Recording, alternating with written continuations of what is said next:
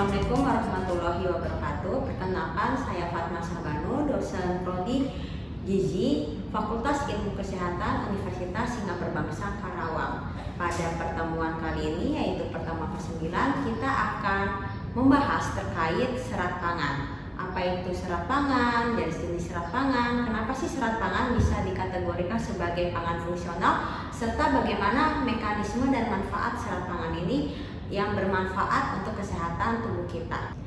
Nah, berikut adalah outline dari kuliah kita pada pertemuan ke-9 yang terdiri dari overview, yang kedua jenis serat dan serat sebagai pangan fungsional, dan yang ketiga mekanisme dan manfaat serat pangan.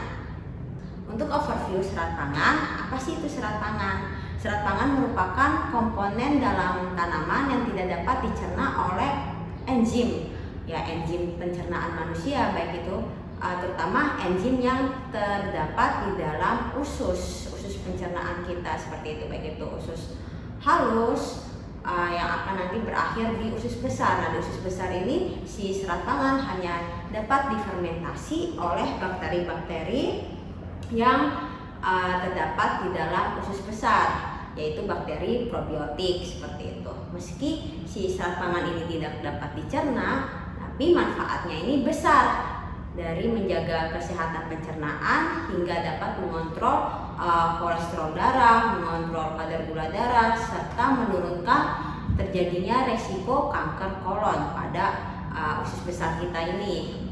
Nah, apa saja yang termasuk ke dalam serat pangan? Nah, serat pangan ini tuh terutama ditemukan pada buah-buahan, sayur-sayuran, biji-bijian utuh, serta kacang-kacangan. Nah, untuk lebih jelasnya lagi, teman-teman dapat menyaksikan video singkat terkait serat pangan. Dan serat pangan ini ngapain aja sih dia di dalam usus kita? Nah, ini cuplikan video ini atau video full ini saya dapatkan dari salah satu channel YouTube. Baik, silakan teman-teman menonton video singkat ini.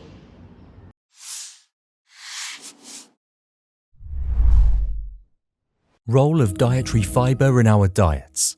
Dietary fiber refers to the indigestible fibrous materials in our diets. A good example of this is cellulose that is present in fruits and vegetables. These fibrous materials are important because it provides bulk to the intestinal contents and helps peristalsis.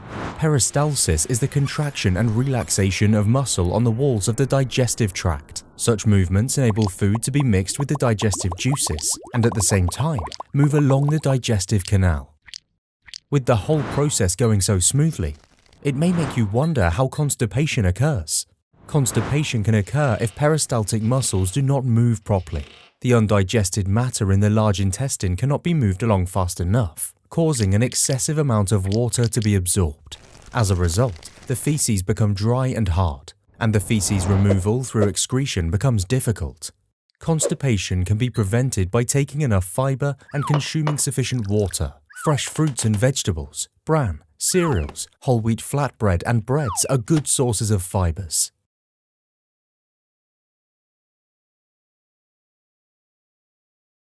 Nah, seperti itu ya teman-teman, tayangan terkait serat pangan. Ngapain aja sih serat pangan di usus besar sehingga kita terhindar dari sembelit, terhindar dari konstipasi, serta dan lain-lain ya, seperti itu. Lalu kita lanjut ke jenis serat. Nah, jenis serat ini pastinya ada yang namanya serat pangan larut air dan serat yang tidak larut air. Nah, sumber serat pangan ini bervariasi dalam komposisi dan mencakup berbagai jenis serat pangan larut dan serat tidak larut.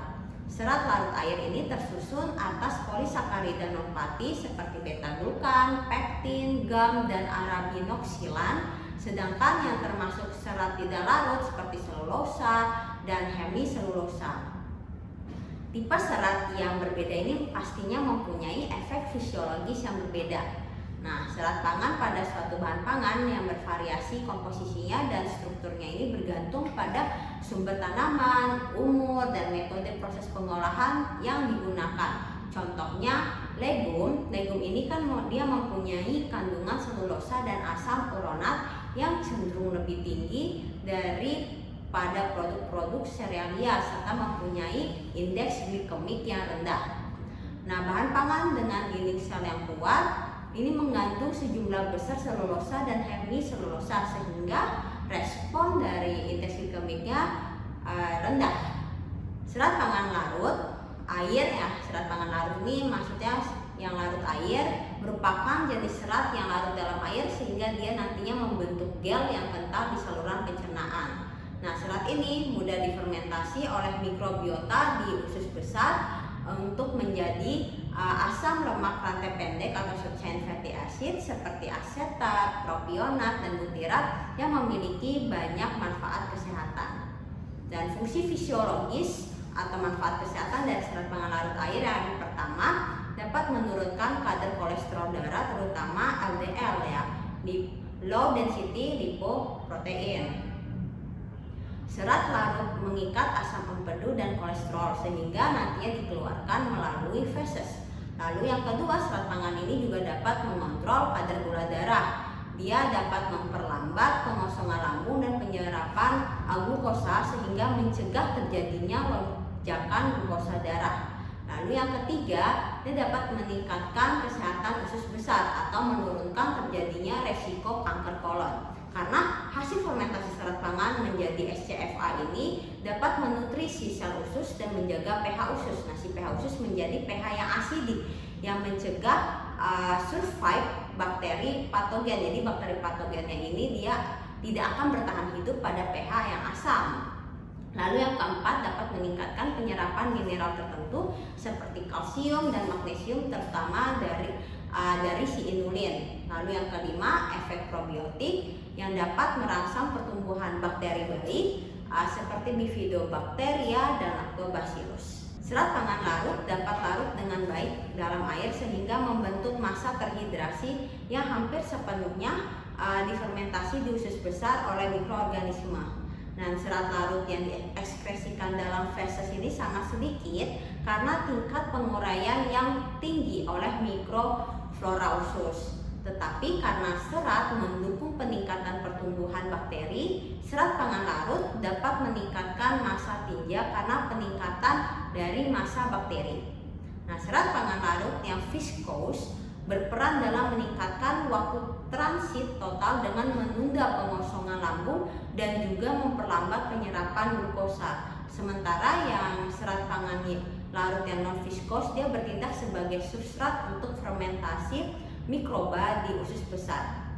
Serat pangan larut diantaranya seperti fos, fructooligosaccharides, GOS, galactooligosaccharides, pektin, glukan yang terdapat di dalam biji-bijian gandum dan barley, ada galaktomanan, alginat, dan psyllium. Nah, ini ya teman-teman berikut struktur dari serat pangan itu sendiri, di mana building block dari serat itu sendiri adalah dia glukos. Yang berbeda dia di tangannya ya, kalau glukos dan seperti maltosa, sukrosa dia bentukannya alfa D, kalau dia yang serat pangan ini bentukannya atau strukturnya yaitu beta D. Dan sumber-sumber dari serat pangan ini banyak ya, seperti disebutkan sebelumnya, ada dari biji-bijian, kacang-kacangan, buah-buahan, serta sayur-sayuran. Yang kedua ada jenis serat pangan yaitu serat pangan tidak larut. Serat pangan tidak larut adalah jenis serat yang tidak larut dalam air dan dia tidak akan membentuk gel. Serat ini tidak mengalami fermentasi secara signifikan di usus besar dan sebagian besar tetap utuh saat melewati saluran pencernaan. Nah, serat pangan tidak larut ini dia didominasi oleh komponen selulosa dan sebagian terdiri dari hemiselulosa serta lignin. Nah, selulosa sendiri merupakan polisakarida yang terdiri dari rantai linier beberapa ratus hingga lebih dari 10.000 ikatan beta 1,4 dengan unit D-glukosa. Serta dan ini ya fungsi fisiologis kesehatan dari serat pangan tidak larut. Satu, dapat meningkatkan volume feses dan memperlancar BAB sehingga mengurangi risiko sembelit atau konstipasi. Yang kedua, mempercepat transit usus. Dia mencegah kontak yang terlalu lama antara zat karsinogenik dengan mukosa usus. Yang ketiga dapat menurunkan resiko divertikulosis dan kanker kolon, serta yang terakhir dapat meningkatkan rasa kenyang sehingga membantu pengendalian berat badan karena memberikan efek penuh di lambung.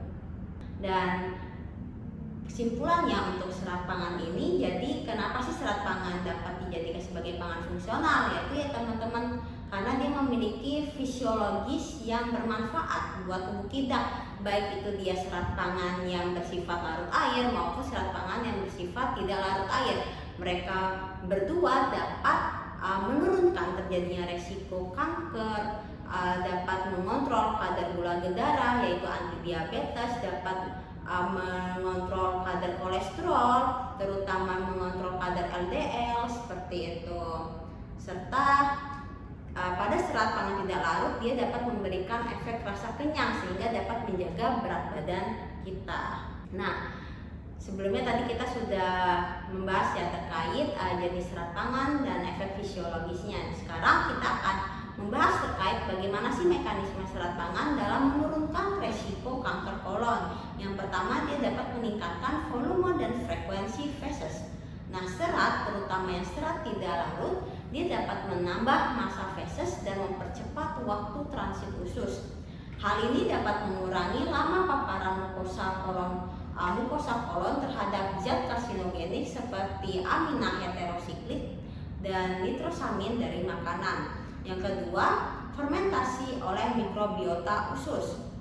Nah, serat larut ini kan dapat difermentasi oleh mikroflora usus sehingga menghasilkan short chain fatty acid atau SCFA, terutama butirat. Nah, butirat sendiri ini berfungsi sebagai sumber energi utama untuk sel epitel kolon dan memiliki efek anti karsinogenik sehingga dia dapat menginduksi apoptosis atau kematian sel secara terprogram. Jadi itu apabila ada sel abnormal, maka sel abnormal tersebut akan mengalami kematian secara terprogram. Lalu yang kedua, dia dapat menghambat proliferasi atau perkembangan dari sel kanker. Lalu yang ketiga, dia dapat memodulasi ekspresi gen tumor supresor.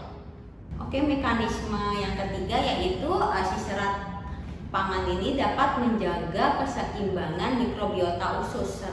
Nah, serat pangan ini kan berperan sebagai prebiotik sehingga mendukung pertumbuhan bakteri baik seperti Bifidobacteria dan Lactobacillus. Nah, mikrobiota sehat dia akan menghasilkan lingkungan usus yang lebih asam atau asidik sehingga dapat menghambat pertumbuhan dari mikroba patogen dan mencegah peradangan kronis yang dapat memicu kanker.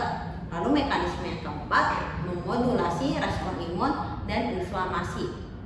SCFA dari fermentasi serat mengurangi produksi sitokin proinflamasi seperti interleukin 6 dan TNF alfa sehingga menurunkan resiko peradangan kronis yang merupakan faktor risiko dari kanker kolon.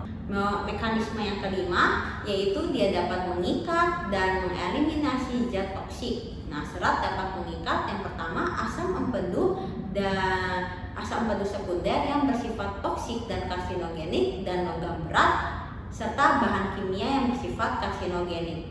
Lalu mengeliminasinya melalui feses sehingga mengurangi kerusakan DNA pada sel usus besar atau sel kolon.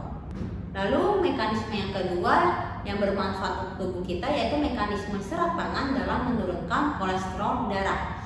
Nah, bagaimana sih mekanisme serat pangan ini? Yang pertama yaitu dia membentuk gel di saluran cerna. Serat larut seperti pektin dan beta-glukan dia membentuk gel kental dalam usus halus di mana gel ini dapat memperlambat penyerapan lemak dan kolesterol dari makanan. Yang kedua, si serat pangan ini dapat mengikat asam empedu di usus. Nah, asam empedu dibentuk dari kolesterol di hati dan digunakan untuk mencerna lemak. Serat larut mengikat asam empedu di usus dan mencegah penyerapannya kembali ke hati. Nah, akibatnya hati harus menggunakan lebih banyak kolesterol dari darah untuk membuat asam empedu yang baru sehingga menurunkan kadar kolesterol darah terutama LDL atau low density lipoprotein. Mekanisme yang ketiga, fermentasi oleh mikrobiota usus. Nah, serat larut ini kan nantinya difermentasi oleh mikrobiota seperti propionat. Nah, propionat ini dapat menghambat sintesis kolesterol di hati. Lalu yang keempat, dapat menghambat penyerapan kolesterol. Nah, serat larut ini dapat mengurangi ketersediaan kolesterol untuk diserap dengan meningkatkan viskositas isi usus. Lalu yang kedua, dia dapat menurunkan kontak antara kolesterol dengan sel glukosa usus. Lalu mekanisme serat pangan yang ketiga yang bermanfaat untuk kesehatan, si serat pangan ini dapat menurunkan kadar glukosa darah dengan melalui membentuk gel viskos di usus halus. Serat pangan larut ya seperti pektin, beta-glukan, silium, dia akan membentuk gel kental ketika bercampur dengan air. Nah, gel ini nantinya memperlambat pengosongan lambung dan memperlambat penyerapan glukosa ke dalam darah. Lalu yang kedua, dia menghambat aktivitas enzim pencernaan karbohidrat. Serat larut ini dapat mengganggu aktivitas enzim amilase terhadap hati dan gula kompleks sehingga mengurangi pemecahan karbohidrat menjadi glukosa. 3. Menurunkan indeks glikemik makanan. Serat larut ini dapat menurunkan kecepatan pencernaan karbohidrat sehingga makanan memiliki indeks glikemik lebih rendah sehingga tidak menyebabkan lonjakan glukosa darah secara tiba-tiba. Lalu yang keempat, dia dapat difermentasi oleh mikrobiota sehingga dapat menurunkan resistensi insulin.